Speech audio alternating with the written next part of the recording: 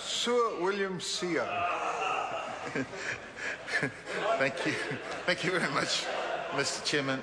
This is my first call on the government's Communications Security Bureau and other related amendments bill. It's been suggested, sir, that the minister in the seat has attempted to try and give assurances to this House on Part 2. But I'd like to say to this House that if Part 1 and Part 3 are the bad parts of this legislation, and if Part 2 is supposedly good, then what kind of law do we then have? And I'm reminded, sir, of if you put two-thirds part of dirty water into a glass of 1/3 part that's clean, what you end up is a murky glass of water, a dirty, stinky, murky glass of water. And so the point is, irrespective of the assurances that the minister has attempted to try and provide in Part 2, the overall bill is a bad law.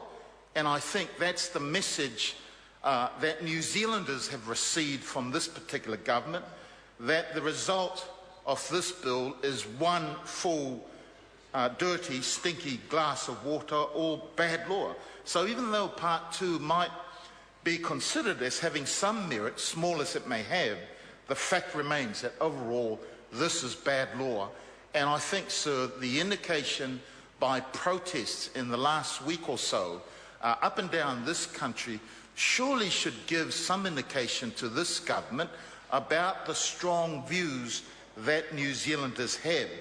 And I think the question that most New Zealanders will be asking as a result of the way this government is rushing through this piece of legislation is the question of trust.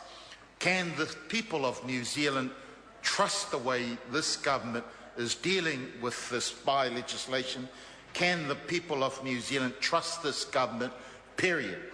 And I'd say, sir, that this is bad law because New Zealanders know that this government is introducing new and intrusive powers that enables a spy agency to apply intrusive state powers into the privacy of New Zealanders. And that is a question that causes people to question the trust factor of this particular government.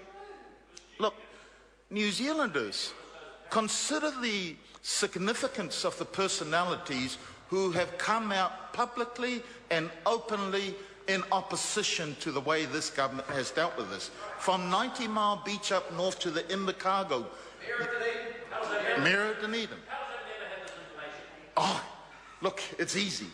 Read it in the papers. It's been up and down on the front pages of the newspapers about how significant New Zealanders feel about this government and the way that they've handled the spy gate or the key gate.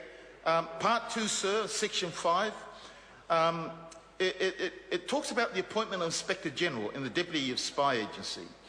Again, sir, the question of trust arises, because if the Prime Minister is the one that is now charged with the appointment of the Inspector General and the Deputy Inspector General, and we are expected to put our trust and faith in a Prime Minister that circumvented the normal processes of appointment and appointed his mate by abusing the appointment process, that calls into question the trust factor of this government and the way that they have dealt with this issue.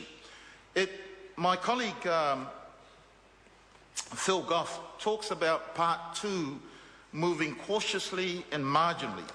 The reality, sir, Part 2 does not provide any oversight or guarantee of protection from the abuse of power.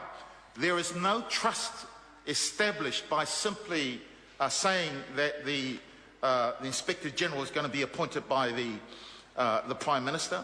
What the bill Part 2 does, it creates an environment that will allow the abuse of powers. And most New Zealanders now see how the rushing of this legislation is more about hiding and protecting the wrongs that this government has done, rather than attempting to protect the rights of Mr. Chairman. Mr. Chairman. Mr. Chairman. Simon Mr. Chairman. O'Connor. Mr. Chairman.